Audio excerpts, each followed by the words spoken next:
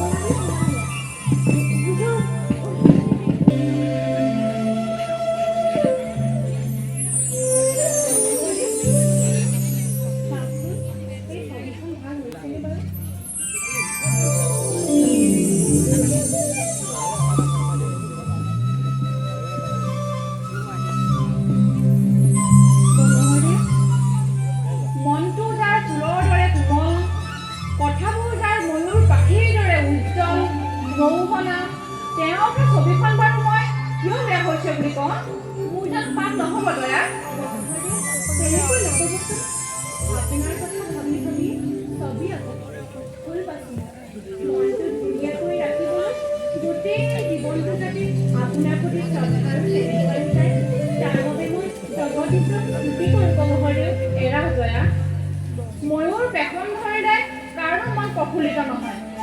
কিন্তু কিবা এক অজান আশংকা মাজে মাজে উত্তেজিত হৈ পৰে আপুনি যেন কেতিয়াও বিচলিত নহয় মই বিচলিত হ'ব খোজা নাই দয়া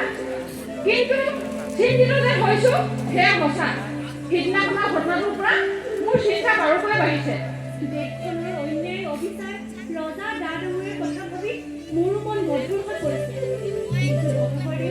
আপোনাৰ ছবিখন মনলৈ আহিলে মোৰ সকলো ভয় নাইকিয়া হৈ যায় মোৰ কি হয় জানা বহু জটিলতাৰ মাজতো তোমাৰ এই বিলঞ্জীয়া মুখখন দেখিলে মই যেন অদ্ভুত শক্তি পাওঁ অনুপ্ৰাণিত হওঁ ভাগ হয় এই সকলোবোৰ জটিলতা মই খেলাৰ বাবে পাৰ কৰিব পাৰিম এয়া হয়তো আপোনাৰ নিজৰে ভুল নহয় দয়া তুমি হয়তো নাজানা তুমি কিমান গুণৱতী সকলো সময়তে তোমাৰ এই ভাৱ গধুৰতাখিনি নেদেখাব পাৰা কিন্তু তুমি মোৰ বাবে থকা মৰম ভাল পোৱা এইবোৰৰ বাবে এই পৃথিৱীত তুমি মোৰ একমাত্ৰ শ্ৰেষ্ঠ নাৰী আপুনি মোৰ বাবে শ্ৰেষ্ঠ